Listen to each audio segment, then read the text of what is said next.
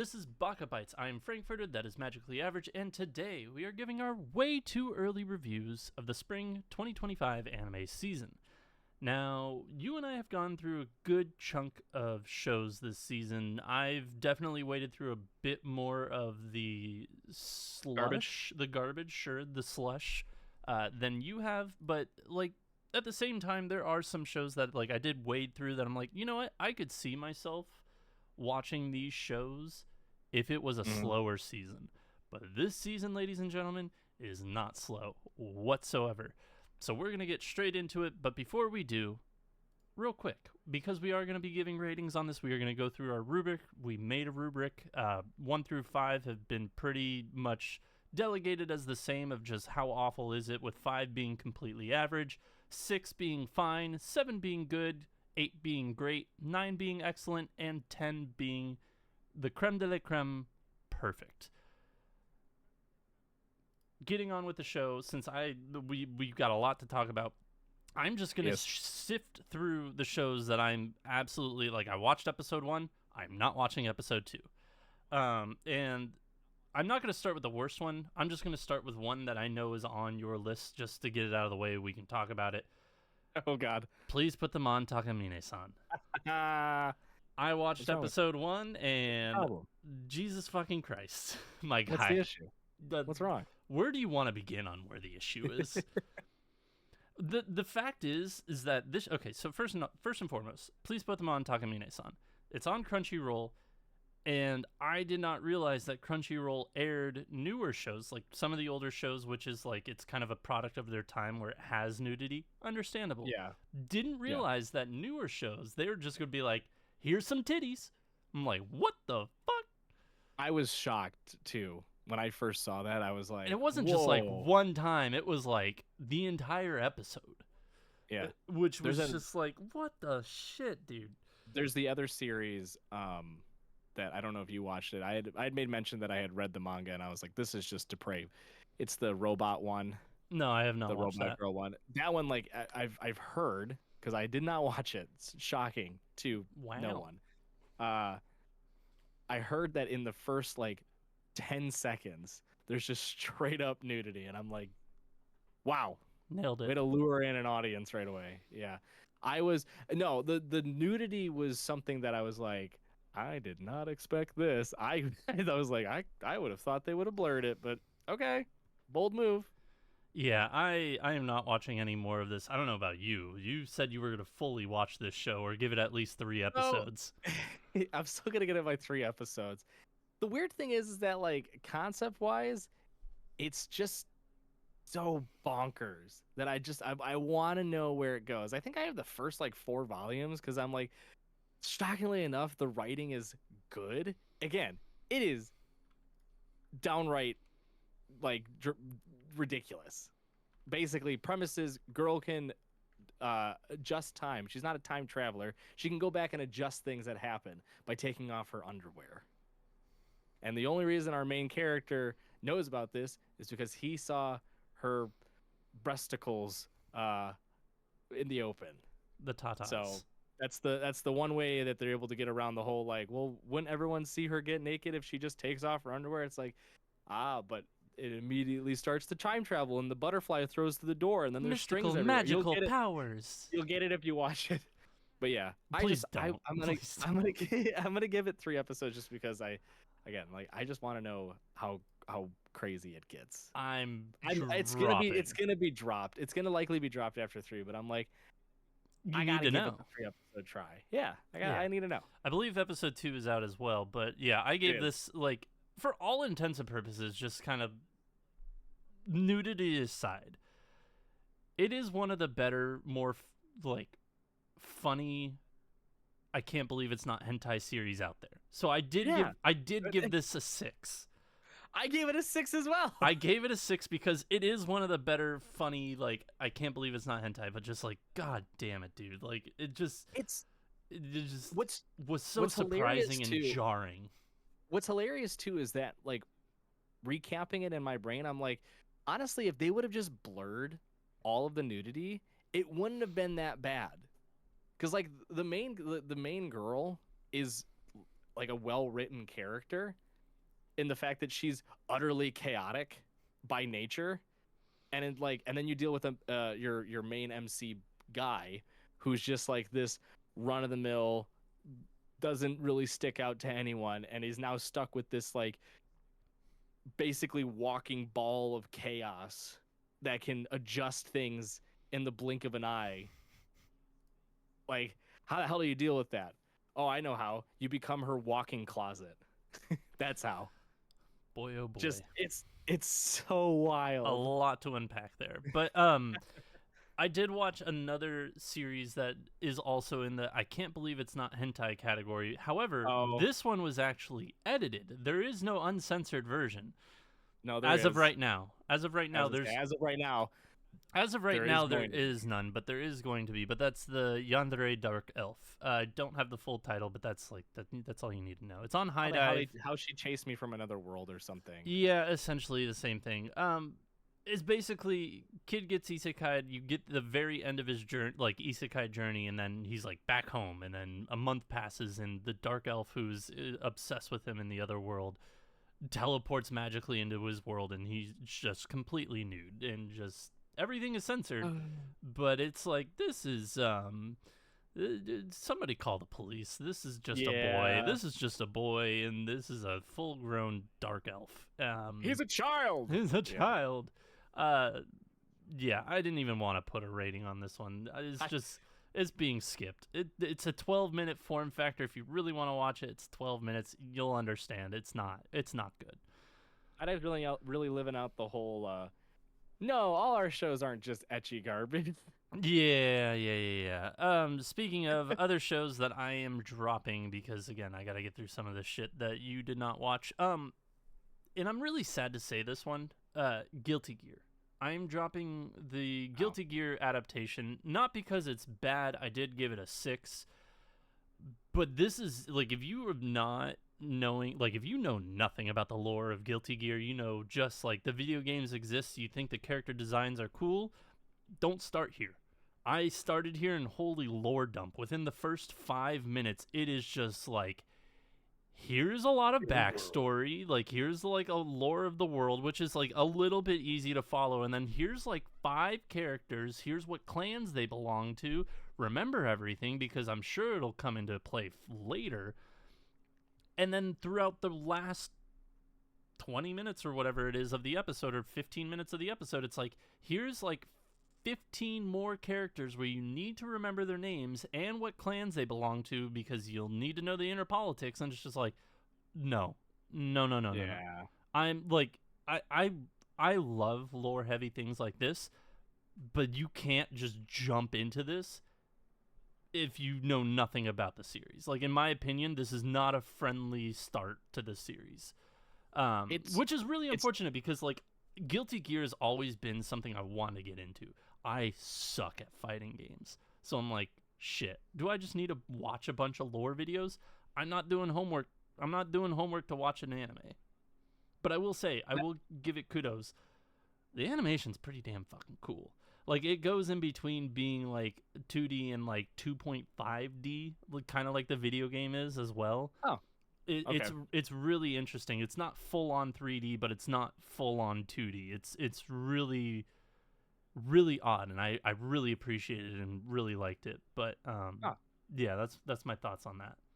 That was a pitfall that Arcane avoided, right? Because League of Legends 100% just has a massive amount of lore in it, and it's like, for all of the fans like myself who enjoy the video game, and like especially like me, I love all of the character backgrounds and everything. They could have piled on just info dump throughout the series, and instead they gave like little Easter eggs. So like all the casual watchers of Arcane were like, "Ooh, that's cool," and all of the lore heads like myself were like, "That, like, it's that."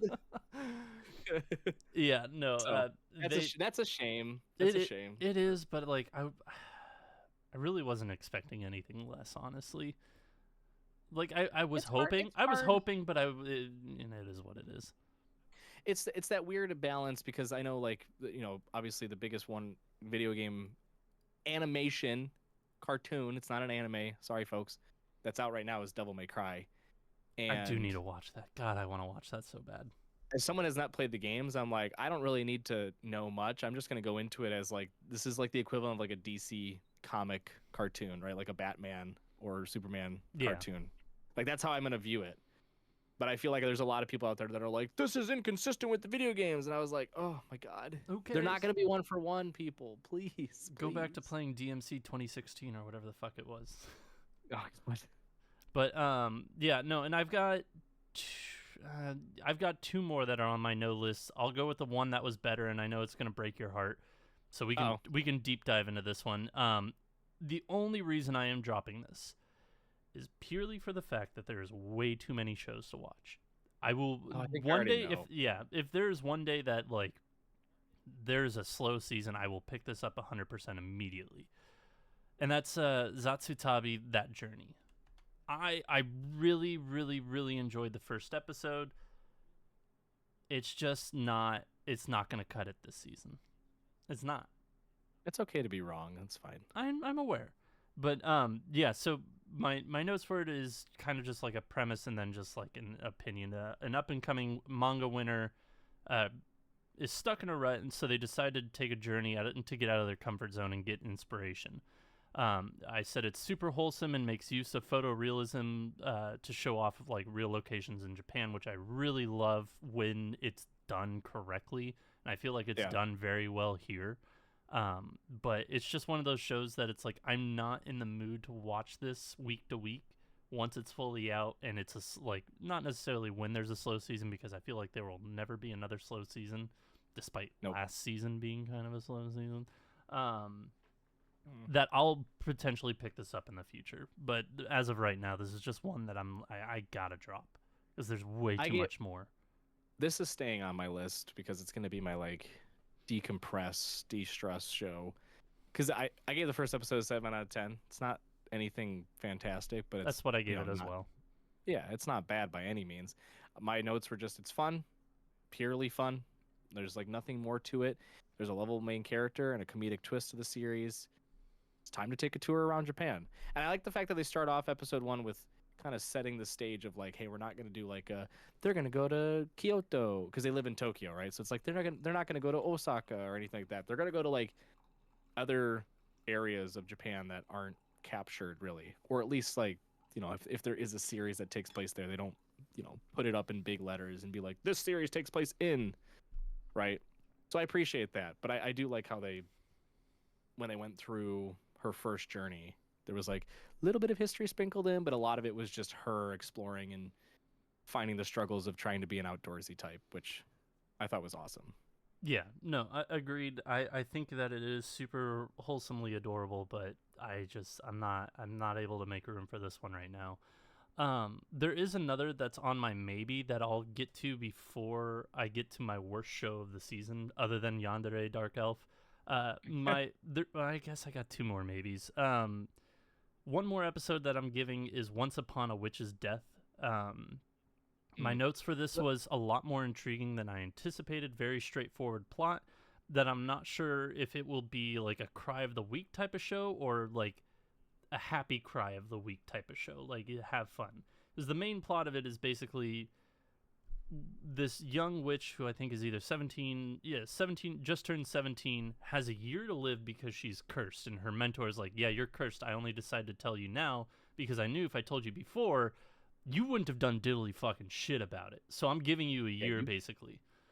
You straight fucked. Yeah, so, and there is a cure to it, but the only way to get the cure is to get these little crystals, and the way to get these little crystals is from making people cry tears of happiness. And so it's just like one of those shows, like the first episode is very like tears of happy sad. Like you're happy but you are fucking sad. So it's like I feel like the rest of the season it's just like, is this going to be a happy show or is this going to make me want to fucking bawl my eyes out week in week out? Nah, man, I'm good for that. I have fucking Aquatope on White Sands to go back to, or Ranking of Kings if I really want to have a good cry. No kidding. But like again, it was really intriguing. I think that the premise is super, like the plot is super straightforward. It's just what is this show gonna evolve into? So that's one of them, and the other that I have as just like a straight maybe is, can a boy-girl friendship survive? God, you're so wrong. So, and here's why. This show's painful for me. This show's painful for me, and no. This show's painful for me in the sense that I relate so fucking much to this main character. I grew up with a ton of friends that were girls, and it hurts to just like show off. No, it just hurts to sometimes look back at my past and been like, you fucking dunce, you dumbass. And it's just like, that's what I feel like this show is going to be, and it's going to make me hurt week in, week out. And that's why I'm like, this is a straight maybe. And I know this is on your list of you're going to continue. Translation for all of the people listening and watching out there. I was such a ladies' man back in the days, and I was just too fucking stupid to know when people liked me or not. Exactly. I was oblivious as shit. Yeah. I was. Get your personal feelings aside. This show is awesome. I gave the first episode 7.5. I picked this up purely because I was like, man, I don't have a lot of slice of life romance on my list. It was also like the first show to come out this season. Yeah, it came out April 4th. So it was early on, but yeah, I went in just, I was like, I don't know what this is. The title is just kind of plain. Can a boy-girl friendship survive? I'm like, ooh, wow, cliche. It was so freaking funny. Like, the first episode took me by surprise because it started off with like a really wholesome story. You see the characters now as they're in high school and stuff. They're so goddamn goofy. The scene of one of the girl whose bracelet breaks and she basically just death grips the other girl and lifts her off the ground like fucking Ganon. Yeah. And I'm like, Jesus Christ.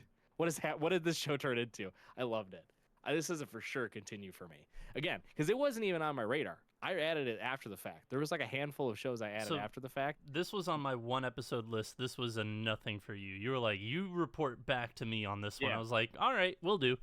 I didn't even let you report back because you would have given me bad info. This is on my I feel like I would have repeated what I just said to you, and you actually would have been like, you know what? Sure.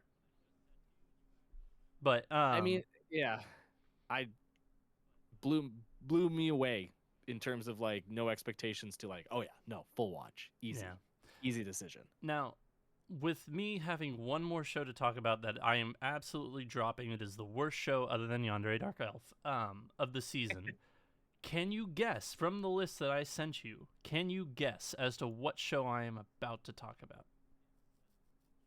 And I will talk over so you can give it a little bit of a thought. Let me cheat. Hang on. Again, if you're just joining us mid-episode. Oh, I know what it is. Teacher, me. Yes, kid, me. Child. Is it? What is the Gorilla God's go-to girl? No, it is not. Wow.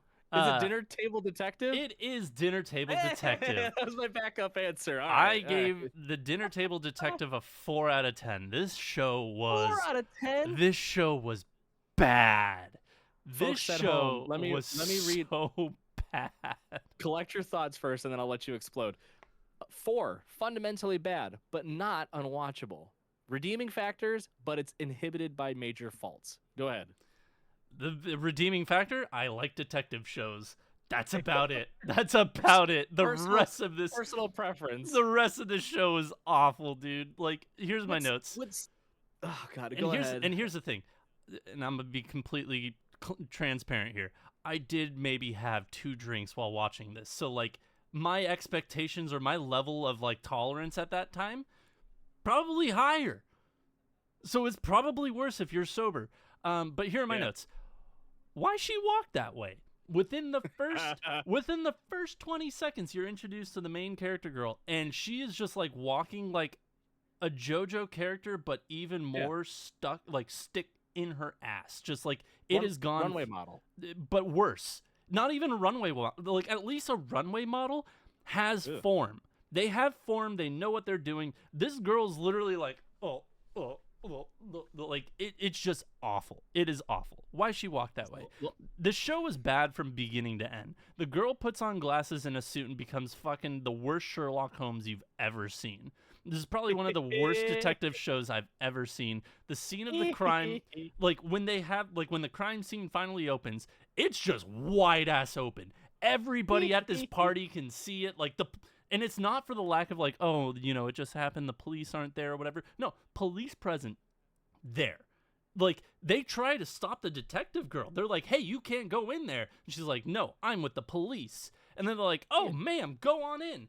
And then she goes in, and there's a fucking crowd of like 50 people in this greenhouse murder scene where the like party wasn't even Okay, here's the thing. Grimy little fingers are all over the stuff. So at the beginning of the episode, they're at a party for somebody's 60th birthday or 70th birthday, whatever. They're in like a penthouse suite of a fucking hotel. And then somebody like walks away, and then they get murdered in a greenhouse attached to the hotel, which is at the bottom floor. So then like this person like changes into her clothes, puts her glasses on, and then just like she walks into the crime scene and there's 50 fucking people there. How? There are police presence everywhere, and you got fucking 50 people there? What the fuck is going on? How awful is your fucking police department? But anyways, other than that, they introduce, like, throughout the episode, like, you keep hearing a voice, and this person thinks she's just fucking hearing voices like she's a goddamn schizophrenia because she's the worst Sherlock Holmes ever. But, like, she keeps hearing a voice, and then by the end of the episode, it's like, oh, there's this butler person where it's just like, he shows up literally in 2 frames throughout the episode, and then he's like, hi, it was me that was secretly talking to you. I'm your new butler. I'm gonna solve this crime. You're an awful detective. I know what happened. End of episode. It was awful. And guess what? So first and foremost, this is on Amazon Prime. If you want to see how bad this is, it's on Amazon Prime. Go watch it. Ew. This show has a fucking dub. This is being simuldubbed. Oh. Not in just English. You want to guess how many languages this is dubbed in? I'm going to say 9. No, you're taking too fucking long. 9 languages. Every show on Prime this season has minimum 9 languages. They put a lot of eggs in the old table detective, whatever, dinner table detective. That's a bad bet. This is one of 3 shows that I watch on Amazon Prime, by the way. The other, the other 2 we'll get to eventually. But yeah, this had 9 dubbed languages, not subtitles, dubs. What the fuck, dude? This was just awful. Like, I've watched some shit in my time. This is just bad. Whoever, I don't know. Anyways. I don't want to open up old wounds, but when you mentioned this and you're like, this is going to be on my list, and I was like, don't sully the mystery anime out there like Apothecary Diaries, and you got all up in a tizzy. I warned you. I was here as your protector. I was like, listen. You want to know what sucks? I know you're susceptible. No, I was like, I know you're susceptible. You're weak when it comes to mystery anime because you're like, fuck, man, I just got that itch. You're like a drug addict. You're like, I just need the fucking mystery. And I was like, just stick with Apothecary. Keep on the straight and narrow, all right? Like, you see the light ahead. The tunnel is clear. Don't veer off and take all this crap.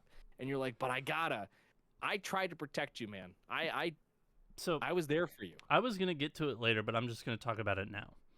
Uh-oh. There are 2 shows on the list that are not being released in the United States. The first one, Your Forma, which I'm not too bent out of shape about. Like, it's fine. It looked like just some futuristic stuff that I might enjoy. The other one is the other detective show that I was really looking forward to, the Mononoke Lectrologues, which is the one that is in 1940s Japan. Or 1950s Japan, post World War II. Yeah. Like, I was so excited for it because I was like, this setting is never really talked about, let alone displayed, like, in media in Japan, to my knowledge. And they are making a full-ass anime out of it. I'm like, hell yeah, I'm going to watch that. It is not coming to the States, ladies and gentlemen. Well, for now, but to our knowledge. Well, it's most likely not because I think 2 episodes are already out. Either one, it's one or two, but yeah, it's already airing. It's more than likely not happening. And the reviews that I've seen, like on Live Chart and Mal, aren't great. They're not the worst, but they're not great. So I'm like, that doesn't bode well. Yeah. But anyways, speaking of Prime, and then we'll get into our list of shows we're gonna watch and like the actual good stuff. I want to talk about one more show that normally I would just drop. I would drop this because it's just not a good show, but it's dubbed. It's on Prime, and it's dubbed.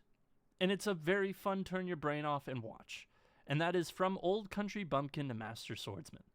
I gave this a 7 out of 10.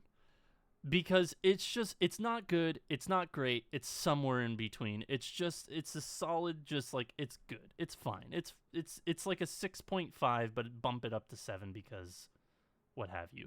I really thought it was just a dumb show. Like, my notes for it is, how did this show get a dub? It's not great, but it's funny. And it is. It's a funny show. It's just not great. And again, this is another show on Prime that has 9 languages for its dub. What the fuck? Like, I don't get it, but I'm gonna watch it because it's gonna be my turn my brain off this season and watch and dub while I work, week in, week out. Well, good for you. I won't be doing that. With that, I've got 13 more on my list. I think you've got about 10 more on your list because we've talked about 2 of them. So you take over for a moment so I can just catch my breath, have some water. You breathe.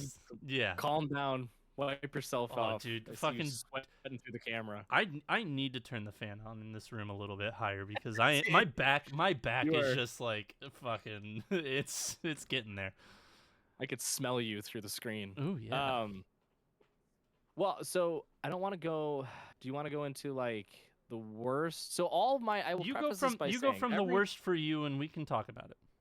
Okay, every series that I'm going to talk about, me personally, are anime that I'm at least giving another 3 episodes minimum, but most likely just going to watch all the way through.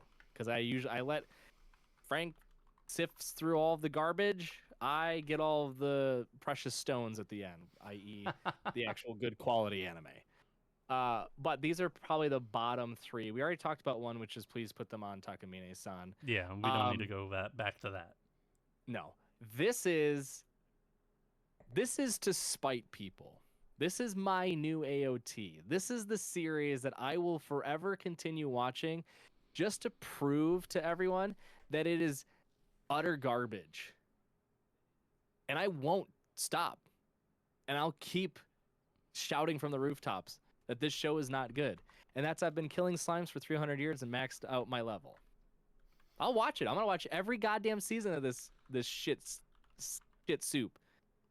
This is bad. It's bad. It's a 5 out of 10.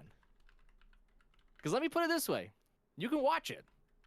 It is the epitome of cute girls doing cute things. That new tag that we have on Live Chart, we both laughed at, and we're like, oh, this is funny. They finally have a tag for it. Here's the thing. When it comes to I've been killing slimes for 300 years and maxed out my level, the only tag that this rightly deserves is cute girls doing cute things. And you could say, well, isn't it an isekai? Not really. Not really. She dies in the first 30 seconds of the first season in from being overworked, and she's just been a witch for forever. Teacher, pick me. No, I'm not done yet. Let me lecture first. Okay. All right, I wrote my thesis on this, so shut up. You sit back there and you pay me your thousands of dollars to get this education. I do love the fact that I gave you so much shit, and it was just like, yeah, you got to watch this show, and you're like, I'm not watching this. I was like, you got to, and you're like, fine. No, sure. Like, this is my. What does everyone say? This is my. God damn it! I can't remember the meme. Not Roman Crusade, whatever it is, but like, the notes I have for it is this has become my personal AOT. I will suffer week in and week out, knowing that this anime will never get better. It will always be mid. It will remain mid. It is mid. The first episode of season 2 was set up where I was like, ooh, a shining glimmer of hope. Could this actually, like, could my expectations be rendered asunder, and like a new light has opened to showing that this anime couldn't actually be good. Like there was a glimmer of hope where basically, this is not spoilers. I don't give a shit because there's no spoilers to give in this stupid anime. The characters travel off to this far end of the woods and they discover a rice field and a red bean field. And the two characters that are from this plane of existence go, we've never seen these before. But obviously our main character has. She's like, oh, it's rice and red bean. And then she was like, ooh, great idea. I'm going to make manju with red bean paste. Like something from Japan, like that I ate, right? And I'm like, weird. Weird that there's a random field in a forest that grows rice and red beans and no one's ever heard of this. Could this be a tie to maybe like, I don't know, other people from Japan being isekai'd here? No. No joke.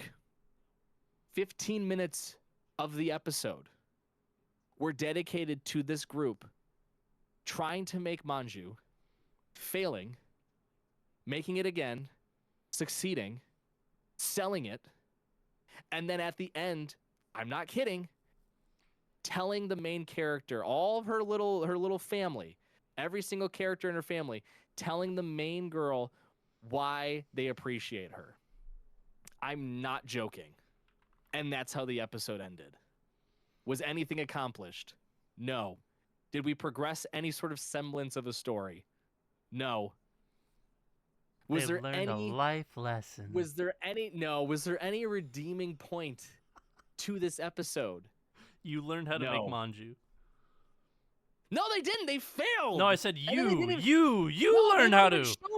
They don't even show you. They don't even show you them making the rice or making the red bean. They just go, what do we do with this? And then they like lift off the wicker, the bamboo basket, and they're like, ooh, manju. And I'm like, they don't even show us. At least do us the decency of showing us how you make it. You fucks. Dude, this show is so... And the craziest thing, too, is that people watch and be like, oh, it's so great. I love this slice of life. And I'm just like, if you purely want to just watch girls doing cute things and you have no care in the world about like a story or any amount of satisfaction of progression, whether it be like the characters growing or them exploring more of the world or whatever, then perfect. This is right up your alley. Right? This isn't just turn your brain off. This is straight up comatose drool get fed through a tube. And yet you rated a 5 out of 10. Because here's the thing. 4 means it's let me go to our rubric. 4 is fundamentally bad but not unwatchable. You're watching it and it's bad. The problem is it's not fundamentally bad because, again, it is cute girls doing cute things. That's what the show is built on. The show doesn't even attempt to have a story. The show doesn't attempt to build its characters or its world or do any amount of creativity with what they have. They're just there to be cute and do cute things. And they do it well. I love the characters. They're all unique. But oh my God, are they infuriating because nothing ever happens? It's like this show is the equivalent of the cartoons we grew up watching, where week in and week out, there was just a new... Time out. Time out. You can't say that this is the same thing as like a Jackie Chan adventure or Shaolin Showdown where we grew up with these shows. This isn't like a fucking Foster's Home for Imaginary Friends. This isn't Scooby-Doo. This isn't fucking the Codename Kids Next Door. What the fuck do you mean this is the cartoons we grew up with? No, it's not. All right, I grew up with... Then you grew up with some bullshit cartoons. Are you done? Yes. Okay. Think about shows like, I don't know, Courage the Cowardly Dog, Ed, Edd and Eddy, Angry Beavers. Hang on, time out. Those shows had, each episode was its own contained mini story, right?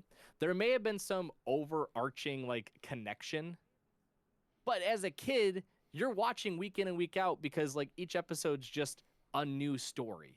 It's like SpongeBob.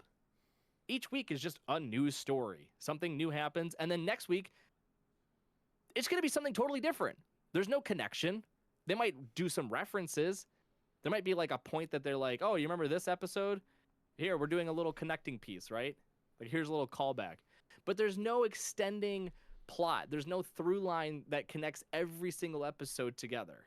I see right? I see what you say by that, but at the same time, you comparing That's that, like so you're that's my continue. point though. Again, that's my point.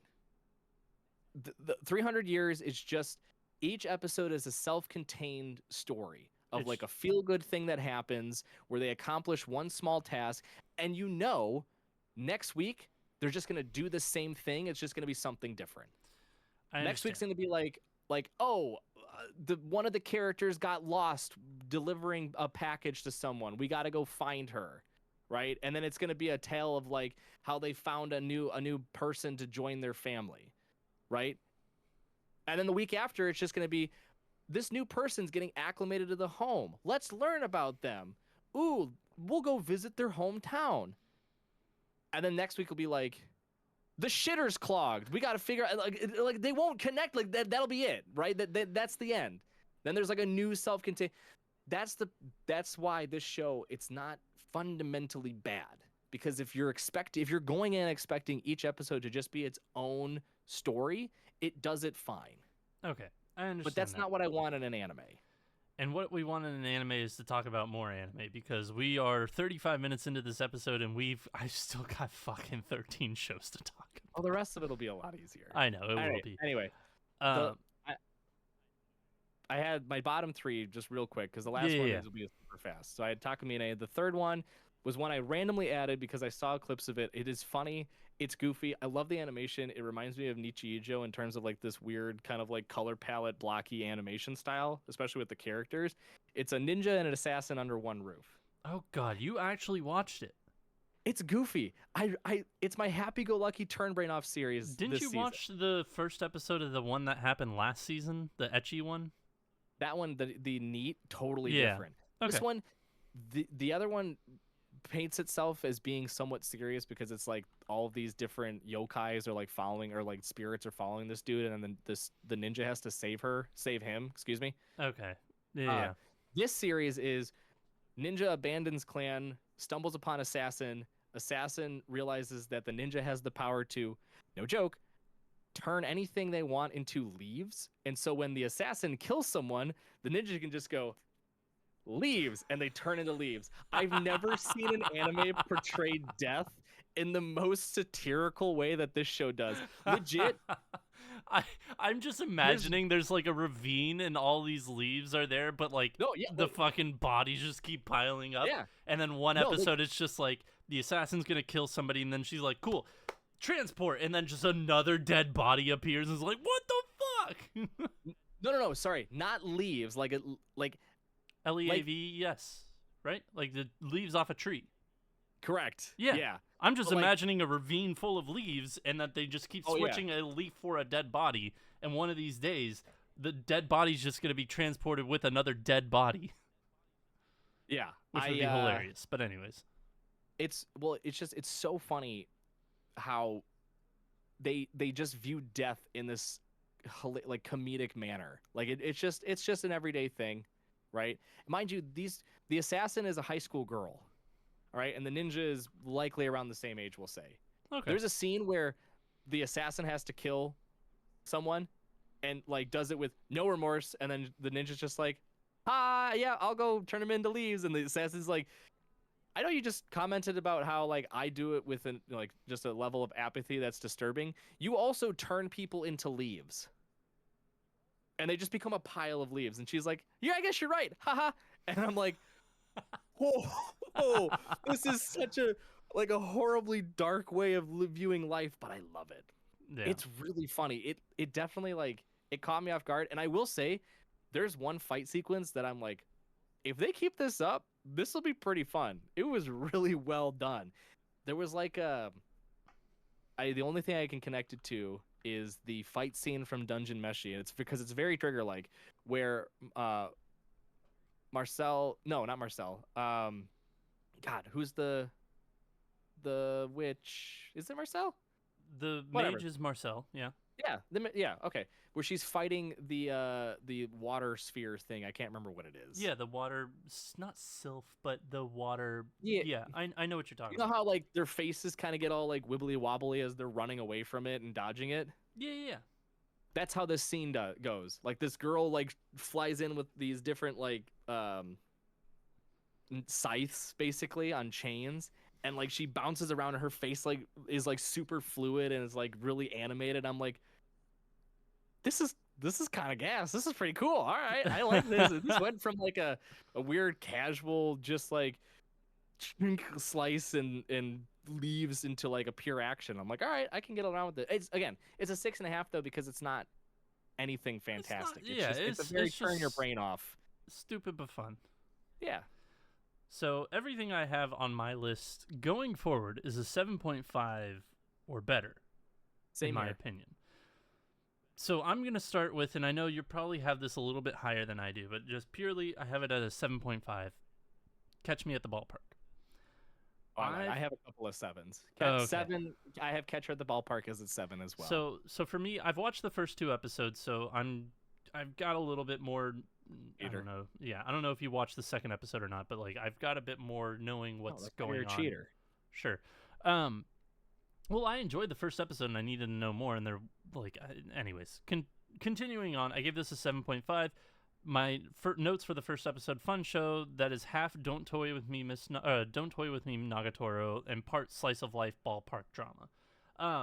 It's what it is. It's essentially it's fun. It's this girl who's a baseball park beer girl who basically walks around the ballpark with a keg on her back and just sells beer to everybody, but she's not a good salesman. She's trying to figure it out. So she's like, okay, what works, what doesn't work? And it's just trial and error. And so when she finds somebody who becomes her regular, who I assume he'll be a better or bigger integral part to the show once they've kind of introduced everyone, because even episode 2 was more, here's introduction to other things as well. Yeah. So once like the show kind of not necessarily finishes introductions, but like gets going, I won't even say gets going. I don't think that there's going to be a huge plot to this show. But I think that this guy, like, it's a very Nagatoro-like sequence where it's just this woman kind of like poking fun at him to get him to buy more beer because she's cute girl and he's kind of nerdy boy, etc. So I really enjoyed it. I had fun with it. Even with episode 2, I had a lot of fun with, despite some of it being kind of, I won't say drama, but in loose terms, dramatic. It deals with like a lost kid at a ballpark. So I won't say it's like high drama, ooh, but it's like, you know, it is what it is. It was a forced character connection, but I didn't mind it. This is Oh, so you've watched episode 2? No, the Lost Child is in episode 1. Mm-mm. That's episode 2. It's okay. Am I wrong? Am I dumb? I think you're wrong. It's okay. I'm going to Crunchyroll to look now because I feel like I'm not wrong about this. But I mean, regardless though, my notes are exactly the same though. I just said it's like we're getting another really fun sports anime, but this again, it's with a twist, right? Like Sora Iro Utility, the golf one that we just watched last season that we both loved. Oh yeah, like it was that had like episode 1. Yeah, it's okay. Like that one had a fun twist, but it was still golf. Like next season, we're getting Turkey, which is gonna be bowling. That one looks fun. I'm looking forward to that with a twist as well. It's just another fun twist. This one is just even more so because it's less focused on the baseball and more focused on like the fans and the like those who attend baseball and then those who work at a baseball park, right? So it's cool. This will be like my one. Scroll through the list real quick before I put my foot in my mouth. My one sports anime for this season. Fair enough. I realized I said I had 13. I actually have 12 because right under it I have Once Upon a Witch's Death, which I gave a 7.5. I've already talked about it, so I'm going to move on. Next up, which is also another 7.5. I'm going to put an asterisk here because I'm not equating it to the next show I will talk about after this. But episode 1 of Witch Watch, I gave a 7.5. Oh, wow. Yeah, I've seen the first 3 episodes and it gets better. Episode 1 is purely introductory. It's purely introductory and just shenanigans. It's fun. It's funny. It's charming. I can't wait for the rest of the series, but it's not like the greatest number 1 episode of all time. It's a solid 7.5. No. I would be disingenuous if I gave it more than that. But like I'm gonna continue watching it. I've again watched the first 3 episodes. It gets a hell of a lot better, and I've read some of the manga, probably up to where season 1 ends, and I'm looking forward to it. It's gonna be a fun time. I'm gonna just equate this to just you having a jaded perspective, having seen the first 3 episodes, and that's not me like faulting you by any means, right? Because I went in having not read it, having not seen the first 3 episodes out in theaters. I gave it an 8 out of 10. I thought it was well paced for a first episode. I enjoyed the fact that you got a very clear glimpse into how these characters are going to interact with one another and their own, personality traits. I like that you also get the big hook at the end of like, ooh, here's the underlying kind of plot to the entire series, right? Yeah. At least something that'll keep it grounded. I'm sure there's going to be a bunch of shenanigans based on how the first episode went. It's probably going to be endless shenanigans, but at least they have something that'll keep it kind of centered through it all. Thought it was perfect, like for a first episode. And again, it's not. I say perfect by. I was about to say, don't say perfect because that's a 10 out of 10, buddy boy. I say perfect in the sense of like, for the type of anime that it is, it's a rom-com anime. It did everything that it wanted to do well. Now, that doesn't mean it's like superb. It's not over the top, like 10 out of 10 amazeballs. But it's like, for what it is and how it presented itself, it did it really well. I still find it to be an 8 out of 10 because scrolling over to rubric, we always say like there's flaws, but not enough to impact the viewing experience. And I think that perfectly encapsulates Witch Watch in that there are flaws to the series. Oh, you can already 100%. see some of them coming out to a degree, but it's episode 1. So it's like, in terms of episode 1 delivery, really couldn't have asked for anything better than what they did. Yeah, I predict that at the end of the series or by the end of the season, I'll probably have this at an 8 out of 10. I imagine this is going to stick to an 8 out of 10 for me. Yeah. Because I imagine through what this is a bold prediction, having not read it at all. But I can see a situation where we don't progress far enough into the whole hook that I would have liked it to have gone, and instead they do more of the like goofball shenanigans, tomfoolery type stuff. Which again, it'll be fun and entertaining, and I'm sure it'll do it well. But it's like, at some point you want to go, all right, guys, focus up, come on, get back to it, right? Class is in session. Yeah. Yeah. I'll remain silent since I know kind of what happens throughout the season. But yeah, no, I predict it'll be about an 8 out of 10 from what I've seen so far.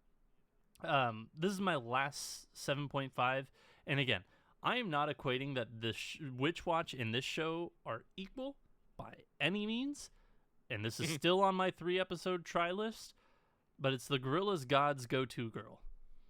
Okay. This is a 7.5. I expected this to be a 6. Gorilla. Okay, fucking what's his face from Tarzan? I can't remember the villain's name. Anyways, no one can. I thought that this was going to be a 6.5 to a 7 in my opinion. But it kind of it met and exceeded expectations for me. My notes here were supremely over the top. That's hard not to laugh at, including the faraway shots, which are hilariously derpy. Like the first 10 seconds when they're in the classroom, or the first minute when they're in the classroom, everybody leaves and she's kind of like in the back, and they do like a far pan shot of her, and her eyes are just like fucking cross-eyed, and she's like, "Oh yeah, I gotta leave class now." Like, it's just like, it's over the top. But yeah, my last final note on here was I'll keep going for another couple episodes, because again, I can see the shtick getting old, because there is a shtick to it, but at the same time, they did it so well in episode 1 that I'm like, yeah, no, I'm gonna give this a couple more, because it's just so ridiculous. It's so stupid, but I love it. Yeah. I have 3 more that are floating. Did you not watch this show? Wait, hold on. I didn't. No, this was my report back. Oh, yeah, this was my report back. I thought for sure you watched this with me. Oh, you will love this show. 100%. Right, I'll add it. You will absolutely love this show. Like, this is. Okay. I thought for sure you would watch this. That's why I was like waiting for your input, and you went into the next thing. No, I'm pretty sure this was on the you report back to me, good sir. I'll double check. Because I think But we both like the premise, but I was like, I'm okay. Like you can at least watch it and let me know. Um, I have two more. no, it was Double both. You had said you were gonna watch it too. All right, well, whatever. I'm a Anyways, liar. Who cares? I have two more that are in the 7. One is a 6.5, but I have to preface it by saying it's as a first episode, not the whole thing, oh, which should kind of give it away. okay I guess then. I'll start with the 6.5 because it'll be really quick. I Yeah. gave the first episode of Apothecary Diaries season 2 core 2 a 6.5. Oh, I didn't like it. I gave it It an was 8. so I was so if the ending part was the only captivating piece and the mystery, quote unquote, that they set up for the next episode or two was pretty lackluster compared to some of the others. So for me, There yeah, was because there was a lot of exposition. I'll say there was a lot of exposition that was filled in with them either being at the baths or massaging people, and I'm like, there's more. I will say the one note I did give was that it does give me hope that this season will focus on some of our supporting characters like Xiaolin and Shusei. Shusei? she's a, I think. Shusei. Like that's cool because I do enjoy those characters, and when they come up randomly and sporadically in episodes, I'm like they leave too quickly and they really don't have a lasting impact. But now it 100%. seems like they're going to be more like cemented in terms of like their involvement in this core of season 2, and I'm like Or cool. at Like least we're gonna this see. arc. Yeah. Yeah. Well, I mean, hopefully beyond the arc because they are like They- interesting characters. You can see the growth in, especially in Xiaolin, who started off as like just a regular servant girl who can't read, and now she's like one of the first students to go to the schools and stuff. And you're like, oh, cool, like Yeah. Like, more involved. And then there's the and they whole gave her a issue of like, timeline too. They're like, hey, yeah, you got 6 months, baby. yeah. But then there's this whole issue of like, because the thing that first popped into my head when I was seeing this, and they kind of give it away in the ending. I don't believe it's the opening; it's the ending sequence of like showing them, like as a part, like in the animation. You never I know, watched the I ending and know. opening. You I did the know, cardinal shush, sin. shush. The They cardinal didn't sin reveal of it. anime. They were just in it more. Anyway, my whole fear is like, and the one reason that I didn't give it just a pure 5 is because I'm like, it just wasn't that good. I'm like, ooh, does this mean they're gonna get more entangled with all of the crap that Mao Mao gets up to?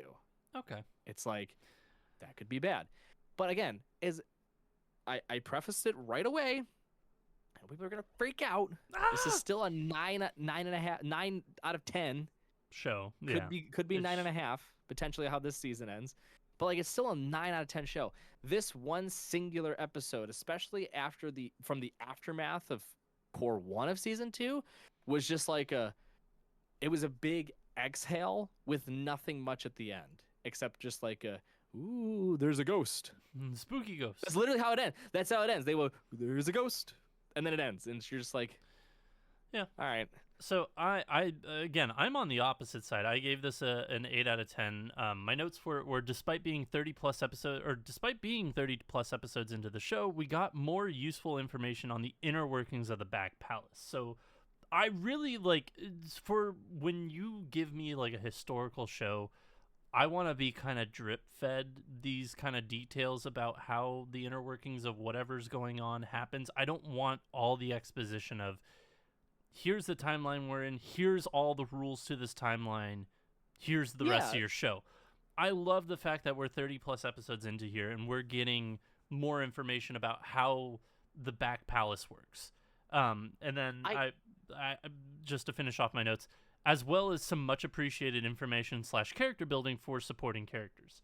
So again, I agree with you on that, but I think that I didn't think that it was necessarily a waste of time for the bathhouse, and I understand where you're coming from. Like, yeah, it's a bit too long, like, of having Mao Mao and friends massage the courtesans, etc. Like, I get it from that perspective, but in the grand scheme of things, it's like, we gotta set this up. We gotta get into this arc. Here's your setup. We gotta take our time with it. So to me, again, it's an 8 out of 10.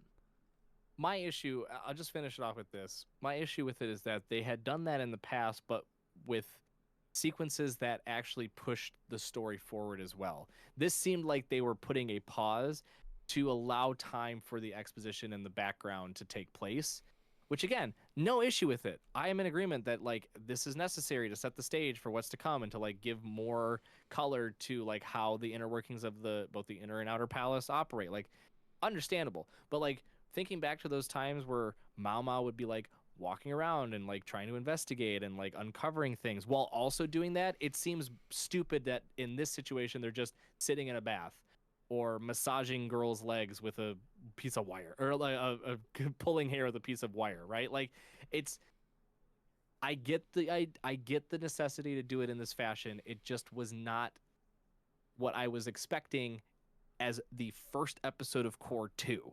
Fair enough. I mean, yeah, it's a setup episode. It just is. It is what it is. It's a necessary evil. Yeah. I've got 8 shows left. I don't know how many you have watched. I know there are a handful that you have not watched, so I'm just gonna go through a few of these real quick. Oh wait, no, I have one more. Okay, go for it. I have more on my low list. How many? I don't think you've watched. Probably not. Then you go. Because I've got 8. I've probably got at least 4 on here that you have not watched. I know for sure. Summer Pockets. Did not watch. Go for it. All right, 7 out of 10. Lot to unpack.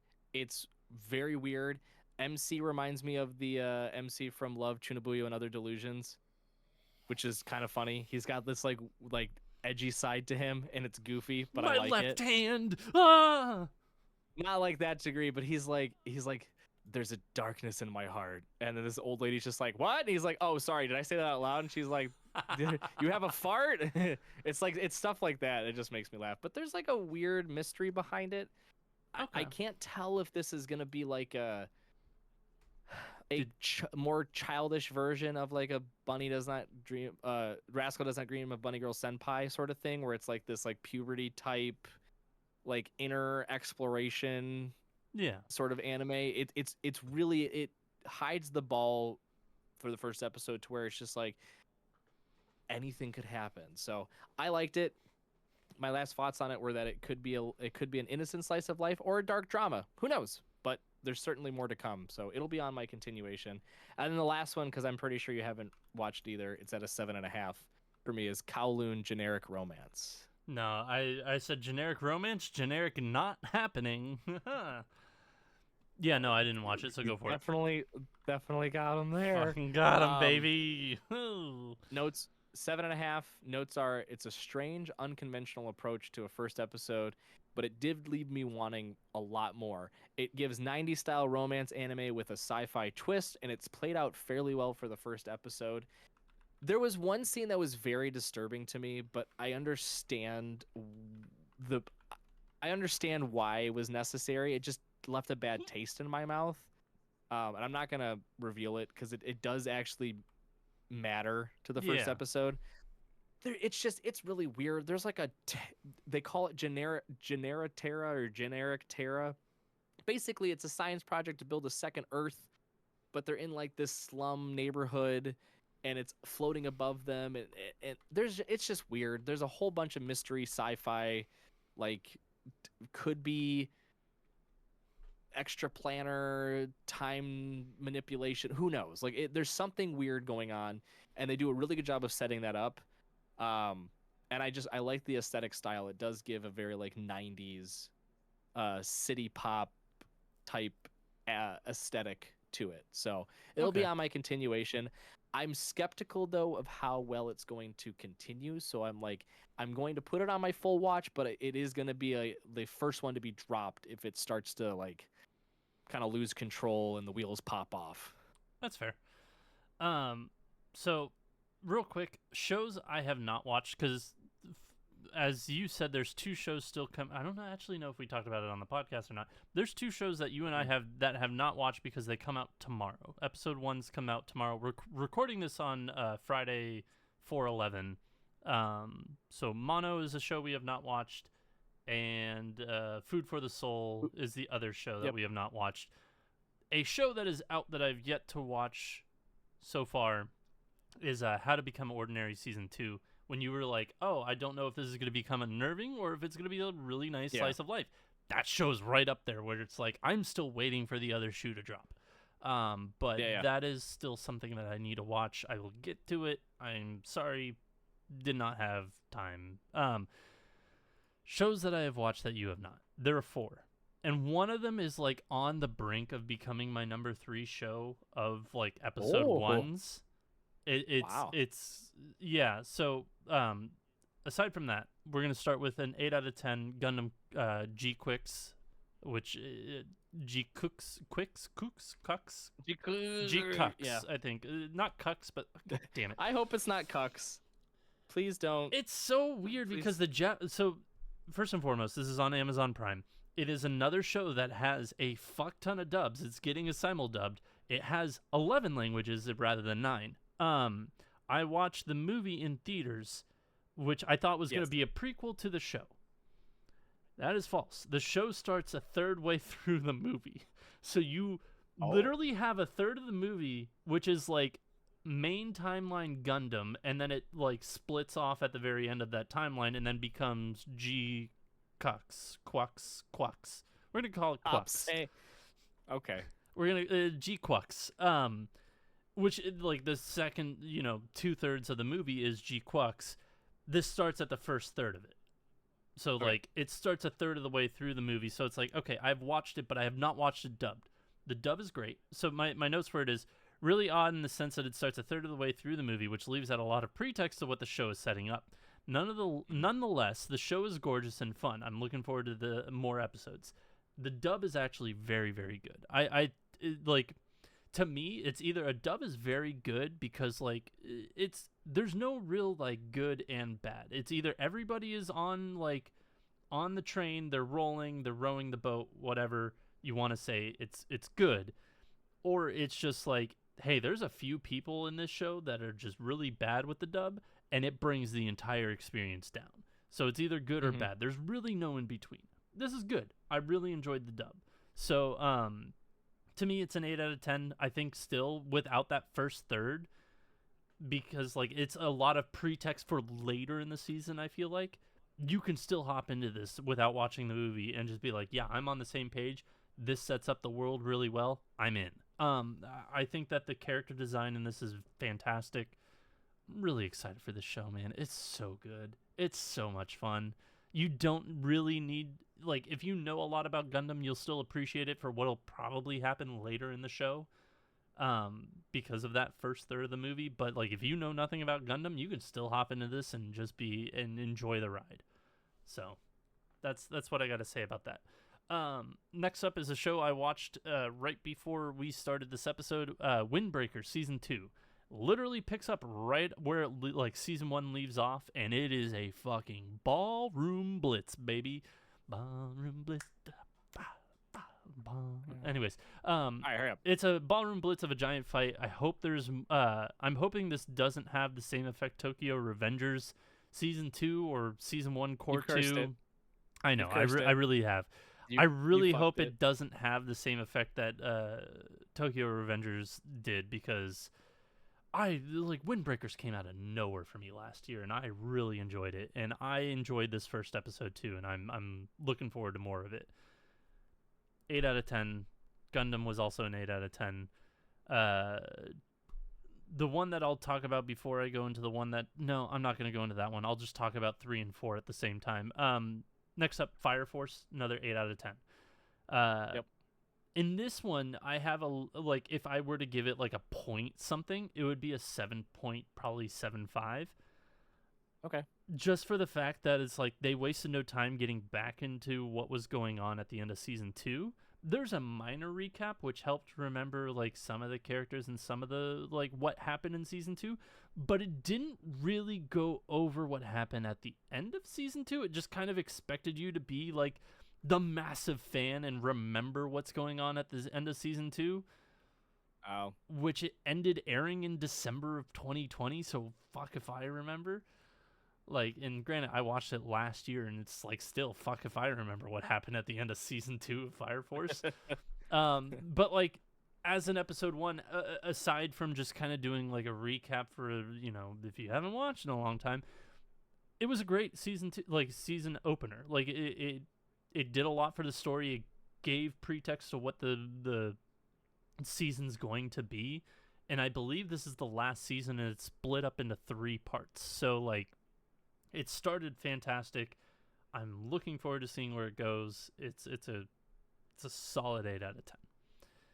And now we have 5 more shows to talk about, and I don't know where one of them is on your list, so like I'm just going to just like leave it up to you what we talk about next before we get into our top 3. There's 5. Okay. Then you talk about your other 2 before we get into our top 3. No, I was asking you there's 5. I only have 4 left. Yeah, I've got 5, but there's one that's literally like you can replace 3 and 4 with this show. So I'm like, okay, we'll talk about that when we get to 3. But there's a clear, definite number 5 in my book. So what's your number 4? Oh, my number 4 would be Vigilantes. Okay, that's my number 2. Oh, that's my number 2. So we can talk about it. Let's talk about it. we are way over time on this episode, but I had a feeling we would be. So it's whatever. We're an hour and 5 into it. My last 4 are 8s or 8.5s. I'll just say that. Vigilantes compared to the other 8 is below it, so I gave it my 4th position. It's exactly what I expected from the first episode. I've read through, I think, 6 volumes of the series, so obviously not the whole series, not even half, just about half. So I knew what was going in. They executed it well. I love the comic book like onomatopoeia stuff that pops up. I love that flavor in it because that's exactly what they do in the manga. I love the portrayal of the city. It's very dark. It's grim. Gives Gotham vibes, which is exactly what I want in this setting for Vigilantes. It's what I expected. Is it anything incredible? No, because it leaves off on this weird, like, note. It's not even a cliffhanger. It just kind of like stops, and you're like I knew how far in the episode we were, and I knew what was coming up next, like based on the manga, and I'm like, wow, okay, it's just gonna kind of end, right? And it just ended, and I was like, oh, okay, that's to be expected, I guess. So yeah, I mean, the first episode was good. It's not anything insane. Like this is the one, knowing like it's one of the few series where I sit in your position in that like I've read through what is at least going to be captured in season 1. So I know it's only going to get better. This is one of the ones where I'm going to have it at an 8. It's probably going to end at an 8.5. It might cusp at a 9 depending on how everything is executed. I don't see it getting anywhere like higher than a 9, and even then it's like it'd be like a very strong 8.5, right? So this is just it's what I wanted from My Hero the whole time, and we're getting it like in episode 1 basically. Fair enough. I did give this a 9. This to me was a solid 9, and here are my notes because for good reason. Going in, I knew I'd love the series. I've read the entire series. I have all 15 volumes on my shelf back there, but I wasn't expected to be as charmed by the series because, like, as you said, it's a much darker. We'll just say much darker because the last season of My Hero is darker. Yeah. Compared to the rest of it, but it is a much darker overall stories compared to My Hero Academia. But I said the comic art style, like the comic book art style that they presented, like, yeah, you expect it in a manga. I don't expect it in a fucking anime. I feel like they would adapt it in a different way. So the fact that they had this kind of comic book art style to it threw me completely through a loop. I thought that the comic book art style and the vibrancy of this darker story really set it off to a solid start. Like, it was excellent in my opinion. Because, like, again, it is a darker story. I wasn't expecting kind of this charming, different art style to it. And I love the fact that fucking All Might is so goddamn cartoony. He is so goddamn Saturday morning cartoony. It hurt that, like, in the best possible way. Because, like, that's what you expect from that type of character. Like, you expect him to be just kind of this kind of dopey, like, minimal lineage, main colored character, and he's not in the main story, but here he is that, and it fucking charmed the pants off of me. I thoroughly enjoyed this show way more than I ever expected it to be. So for me, this is my number 2, and again, My Hero is not for everybody. I understand. I do say if you at least enjoyed the first season of My Hero or any aspects of the world, give this show a shot because it is wonderful. It is a darker story, but in the best possible way. Yeah. So it's not to this degree, but it's like watching Invincible thinking that's like another Superman, like DC comic type, and you're like, oh my god, this is so much darker than I thought.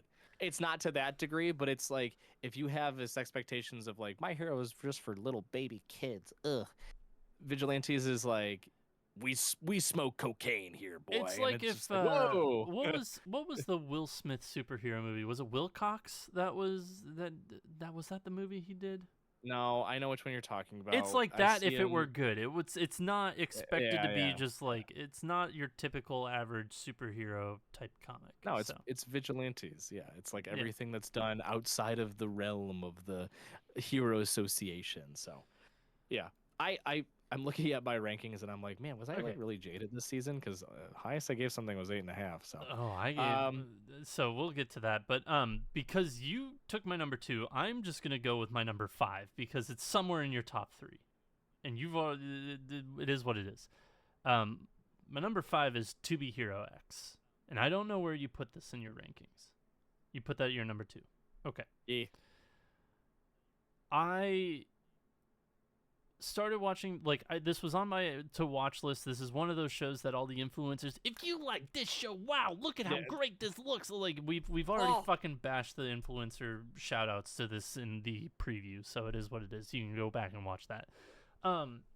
But my notes for this, like even before watching episode 1, like I watched it maybe a couple days after it came out, but I had friends already saying this is the anime of this season. This is the anime of the season. This is the best show this season.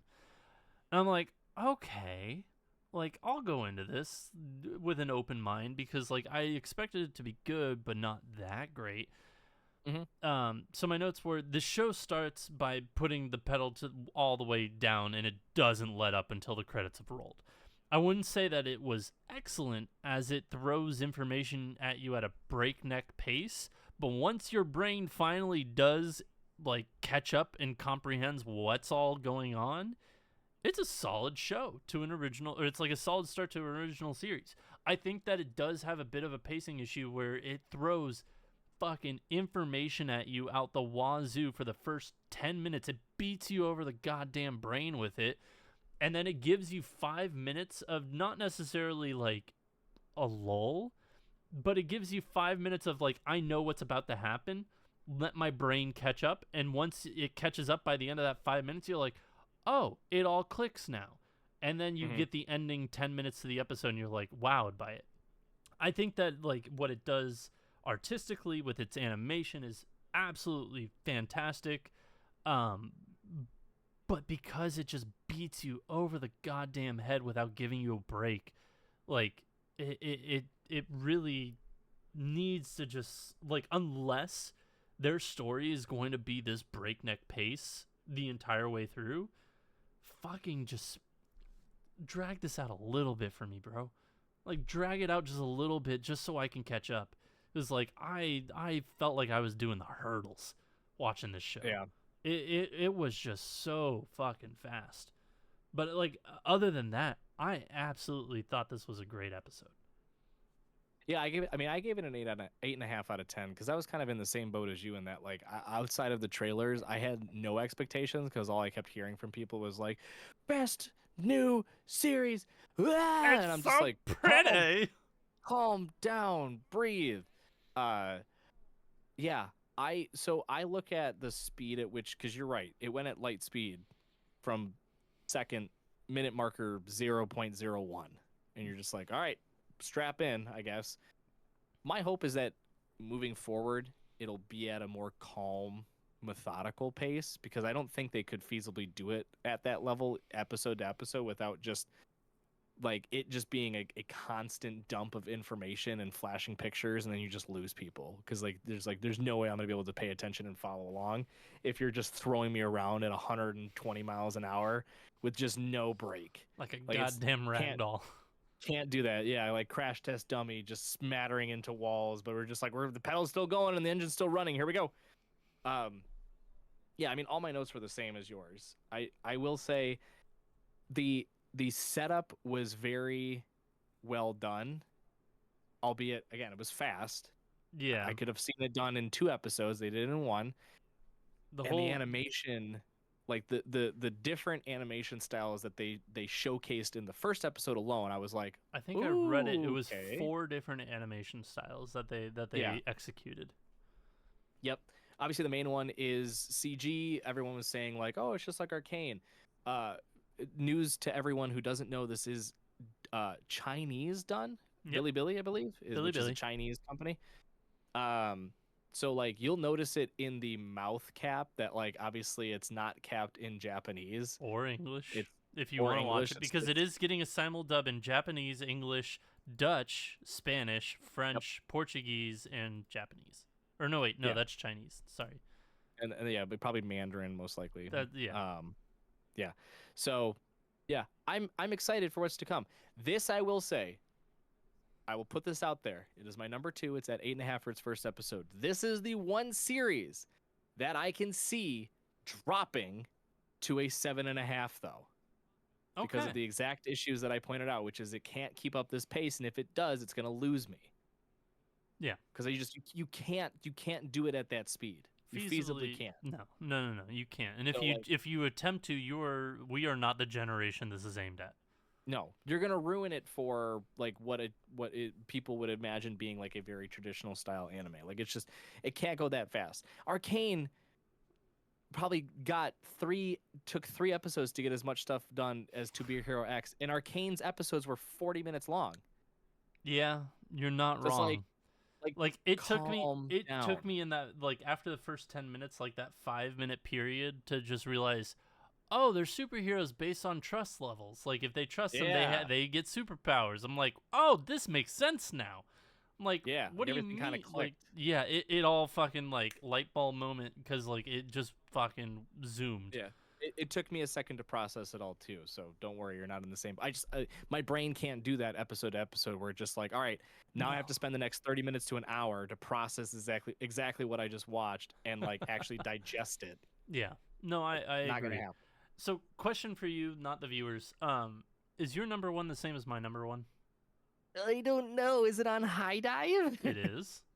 Okay, then yes. Cool. Then I'm gonna go into my number 4/3. Like, you can replace this, and I assume this is your number 3. Well, your number 3 is probably Lazarus, isn't it? Yes, my number 3 is Lazarus. So I will talk about my 4/3. Like, you could replace Lazarus with this. Again, these are completely different. First episode. Completely different shows. This is literally comparing apples to oranges. Other than Lazarus, I have Yaiba Samurai Legend, which is the remake. Which is the remake. Well, I don't know if it's on Netflix. Yeah. Holy fucking charm the pants off of you. Holy crap. Like this is I love this trend. I do need to go back and watch Yatsura. I love this trend I love this trend of bringing older series and giving it a new coat of paint. It is gorgeous, and it's done by Wit, and I forgot that it's done by Wit, and Wit just fucking doesn't miss. They don't miss. They don't miss unless it's the plot of Bubble. But other than that, it's fine. It's not their fault. It still looks pretty. Not their fault. I know. So my notes for this is extremely similar premise to Ranma 1/2, which it really is. It's just like slight tweakage. Ranma 1/2, you have father-son training to become strong in martial arts, and then they fall in a pool, and Ranma becomes a he and a she depending on what water splashed on them. This is father-son training in the middle of a forest with animal friends, and just like they're, instead of training in martial arts, they're training in like judo with a fucking bamboo sword, and they go back to the States and they find the dad's like rival in judo, and is like, hey, if my son beats your best student, he'll stay with you, and I'm just gonna fucking peace out and do what I do. And that's the premise of the show. He beats the fucking best student of the school, and just he now lives with these people, which they have a daughter, and it's a love interest. It's literally like almost a carbon copy minus like switching genders. But again, notes were extremely similar premise to Ranma, minus the twist of changing genders, in which a boy, I love the trend of giving old series new coat of paint. It looks gorgeous, which strikes again. So yeah, I talked about all my notes. We said it before with Ranma 1/2 too, because like my opinions on it were like it was fine. It wasn't anything great. I know it's a lot of people think it's awesome, and then like it's good. But I appreciate it more from the standpoint of like not ever having watched it when it aired, not having access to it when it first came out either, and having it be like oh, this is kind of old and it's kind of got like this awkwardness to it. Having it just remastered but still like the story intact, I'm like, okay, cool. Like I'll watch it now because I have access to it, and it like feels like a new anime, but it still has the old nostalgic It's story got the and old vibe style, just like fucking Yeah. chunky hair. Yeah. There's no details to it. It just, it's Love it. fucking great. It's great. Do that with more series. Do that with more like classic anime series from like the 80s and 90s that we just don't have. Because again, I'm all for it. The original run of the manga was from 1988 to 1993, and the run of the anime was from 1993 to 1994. Yeah, I was born in 94. I was born in 92, so I was I was never going to have access to it. So, no, Yeah. I'm all for this. I'm all for this. Keep doing with more series. I think it's like fantastic. Witch Strikes Again. Netflix picked up another fucking great show. I'm really looking forward to this. Sorry, a little disclaimer. I want to put this out there. I'm going to be like a rioter. Netflix, do a better job of advertising Moonrise, which is another original series, I believe, also done by Wit. It's on Netflix. It doesn't give any advertisement. 18 episodes, I think, are all out right now. Go fucking watch it. I don't even know what the fuck you're talking about. It's on Netflix. It's called Moonrise. Just go watch it. Anyway. Yeah, 18 episodes. I've never heard of this. After a rebel attack robs him of his family, a young man is sent to the moon to hunt the insurgents' leader. Animated by Wit Studio. Yep. Go watch it. Cool. It hasn't gotten any press, so. So let's talk about our number 3, Lazarus. There's nothing. I don't really want to talk about it all too much because honestly, I thoroughly enjoy the plot line, and I think like people should just go in blind. Okay, that's fine. I went in blind. I went in blind. I did as well. But here's what I will say about it. I'm very optimistically cautious. I have a feeling like this can go either way for me. This show, like, because. Hold on, let me read my notes without giving any fucking thing away. Because like I'm so like this can be a 10 out of 10 for me, or this can be a fucking 6. You collect your thoughts. Let me give you my perspective. Yeah. If you're going into it knowing that it's from the director of Cowboy Bebop, just know it's not going to be anything like it. It has a nostalgic-esque vibe to it. It's very cowboy-esque in its art style, but beyond that, it's wholly different because this one actually has a plot. Not to say that Cowboy Bebop doesn't have a plot. It has Cowboy Bebop has a through line. Cowboy Bebop has something that like they can keep kind of latching on to when they want, but like realistically speaking, it's episode to episode whatever they kind of want to go on an adventure for. Like whoever's bounty's up, whatever portion of the galaxy they want to go to, like that's what it is. Lazarus has a true plot and storyline to it in that like episode to episode there's going to be some level of progression. They're not going to like fuck off and go to like the amusement park one day because they're like, oh, it's a break time. It's like, no, they got shit to do. My fear is that this is going to become Lazarus, the parkour anime, and it's going to be too focused on the fighting and action that it's going to derail the story. Because, in case you also didn't know, the director of John Wick is also involved. So a lot of the choreography and the fight sequences is from him, which are fantastic, but they can definitely be distracting if you don't keep in line with what you want to do with your story. So I don't have much more to say. Because if you don't want to talk about the plot, fine. The plot is like too good. It is. I feel like the plot is really good. So my notes that I will say. The parkour scenes, while they were fantastic, it was a little odd because there were moments where the camera angles / movements of the MC were disproportionate to the environment. There was like, it was whether it be like they were literally bigger than the objects they were moving on, or the depth perception of the objects they were jumping to were just a bit off. They seemed further away and they were actually closer. So for that, I think they need a little bit more improvement. But it was still, animation-wise, overall fantastic. But again, to where if you're like coming into this as a Cowboy Bebop fanboy, which to me this was the show I was most critical of coming into this season, because I am like, I absolutely fucking love Cowboy Bebop. It is my favorite show, not even favorite anime, favorite show of all time. I said I am intrigued to see where the show goes, as Cowboy Bebop was very fast and loose with its plot, while this seems more goal oriented. I did give this a 8.5 rather than an 8, but yeah, this one again, I flip flop with the Aiba because like wildly different shows, very entertaining. Both of them are very entertaining. And agreed. And again, this show, if it's done correctly, I feel like the parkour thing would be in our rubric perfect show, other than a few personal nitpicks. The parkour being a nitpick, the animation of that being a nitpick, I could see this being a 10 out of 10 if they fucking nail the plot. But if they don't, this can be a fucking 6 out of 10. Just because this has the most variability of going up and down. And I don't know which direction it's going to go. I agree. I think it's less so. I think it's between like a 9 and a 7 most likely in my mind, but I agree. It has all the makings of being a great one, but it also has the negative aspects that could completely derail it and have a negative impact on it overall. So, completely agree.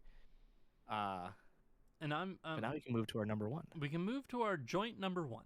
And I'm I knew I was going to enjoy this show. I did not know how much I was going to enjoy this show. Agreed. Until I watched that first episode. Holy fuck, dude. This was a 9.5 for me. So I was critical. I was on the fence between an 8.5 and a 9. It's a strong 8.5, a loose 9 out of 10 for me. Oh, dude, I was very critical of this season. That's all I'm saying. I was more critical. I don't know why. This show has been a fucking worm in my brain ever since I watched it. I have not this is. I don't know if it's just the fact that it's a music anime and I fucking love music, because this show hasn't done something like Bocchi the Rock has. Like, hasn't done this since Bocchi the Rock has. And that has been a fucking worm in my brain. Mm-hmm. My notes were, so if you don't know what we're talking about, we are talking about Rock is a Lady's Modesty. This is a show on High Dive, and I realize now we have not been talking about where to watch the rest of the shows. I can tell you everything else is basically Crunchyroll. Other than Lazarus, which is on Max / Adult Swim. You can watch it on YouTube TV if you have YouTube TV, or whatever. But, so this is on High Dive. My notes are very short for this, so I'm just gonna say them real quick. Absolutely floored by how good this show was. The music, choreography, animation, everything was exceptional. I think that everything about this was exceptional. I think that the comedy bits of the everyday life was exceptional. I think the music was fantastic because they went full rock. They didn't go just like, we went like, they went more towards the metal rock than they did like classic rock and roll type deal. Like, they went whole fucking hog on the music.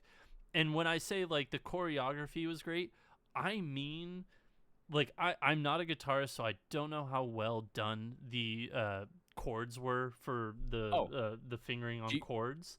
Do you want me to enlighten you before you get too deep into this? Sure. This was mocapped. Oh, fantastic. Yeah, this was mocapped. So then, the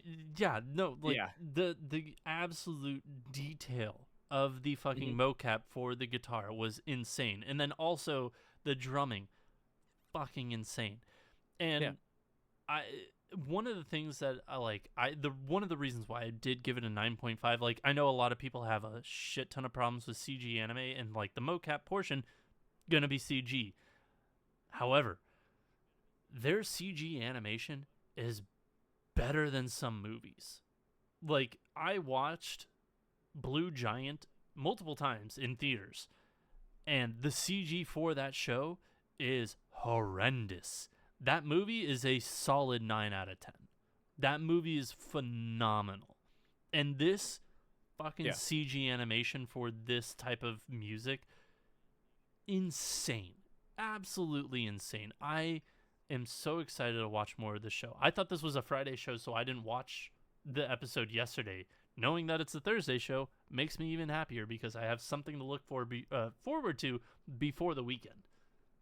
So Sorry, I no, was you're fine. looking up and confirming if it was mocap, which I believe, I'm 99% positive it is. Yeah, no, this is. I'm going to do the same thing you did. I'm going to go through my notes real quick because they're very short. I said this has the makings of the next Bocchi or K-On! With a hint of young ladies don't play fighting games. The setting, the premise, the characters, and most importantly, the music. Absolutely in love with this anime from episode 1. And then I added this. This was in my notes. Bold take. This will be my highest rated anime this season. I have episode 1. Again, it's effectively a 9 out of 10. I knew it was going to be good. I didn't realize how well they were going to capture, like, everything about the story of, like, the character and who they are, their personality, their character traits, the interactions with others at the school.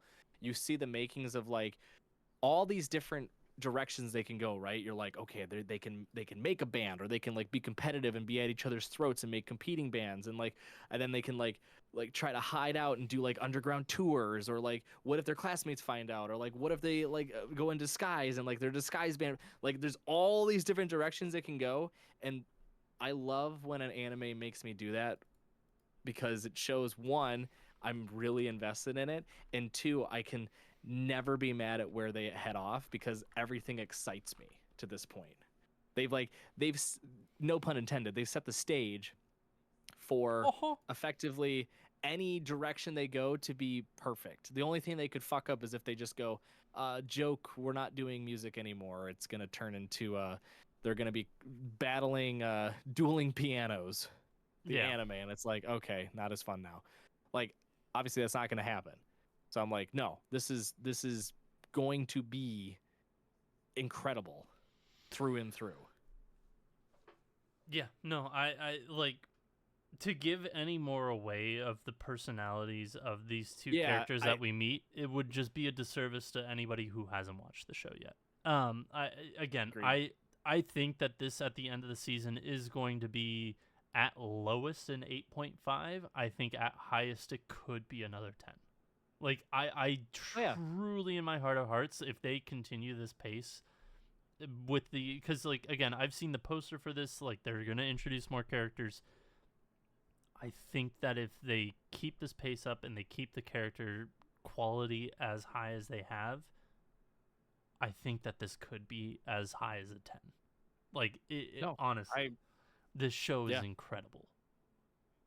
So, I agree. I'm glad we are on the same. Like, I feel like the past few seasons, you and I have very much so been on the same page about just most shows. There's been, like, you know, a few ranking changes here and there, but, like, the top show, we've been on the same page. And thank you for being on the same page by watching the whole episode. We greatly appreciate you. Got there. Yeah, that was a stretch of a fucking segue. That was not a great segue. But thank you all for joining us this week. We greatly appreciate it. We will be back next week with a brand new episode. I do always forget to mention this in our outro.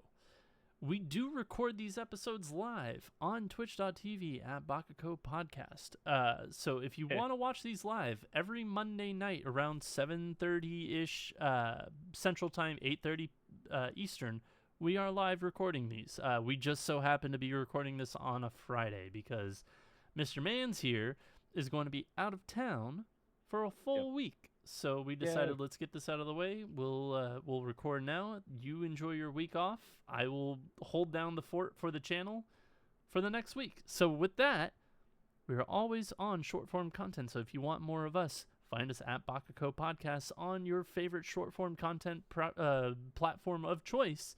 And you can see our silly little videos day in, day out, because we are posting daily. And I will be posting daily next week. So until next week, till next time, Spark Triumph. We'll see you later.